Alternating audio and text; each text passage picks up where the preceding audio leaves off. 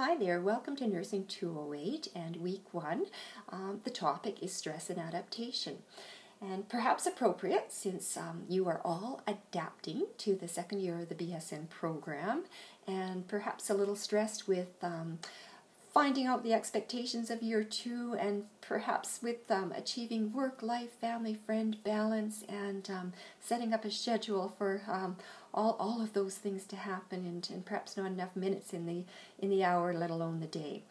Well, I'd like to alleviate a little bit of that stress by talking in general about what we want to get out of this topic.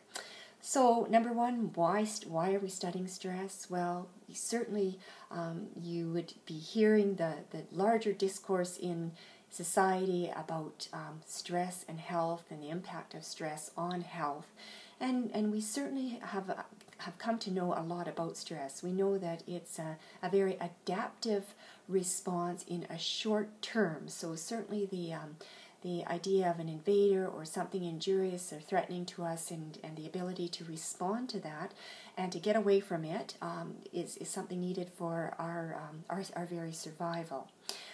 What we also know, though, is that the long-term effects of stress, so having that stress response over and over and over certainly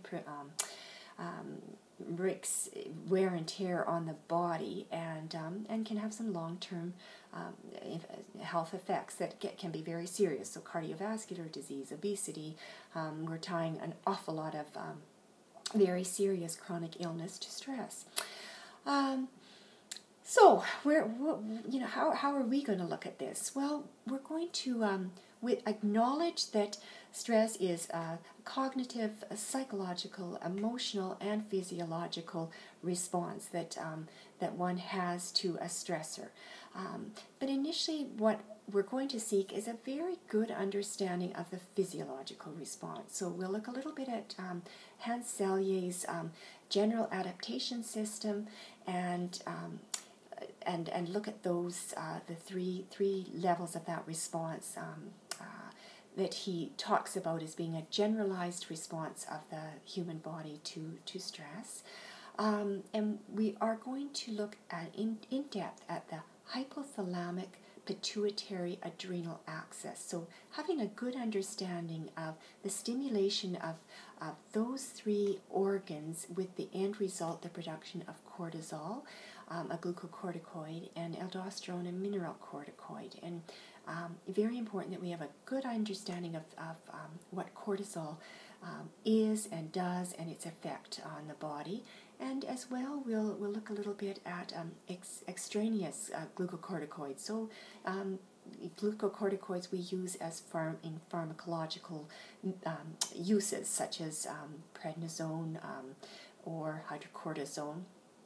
Okay, and then the other chunk of the physiological response we want to have a very good understanding of is the activation of the sympathetic nervous system.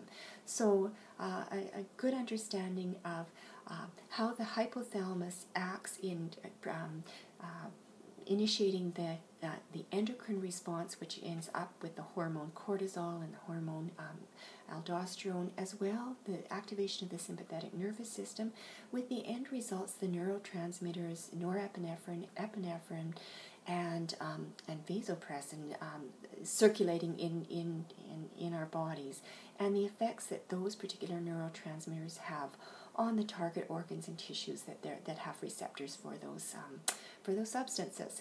So a good kind of in-depth look at the physiological response in that, and why?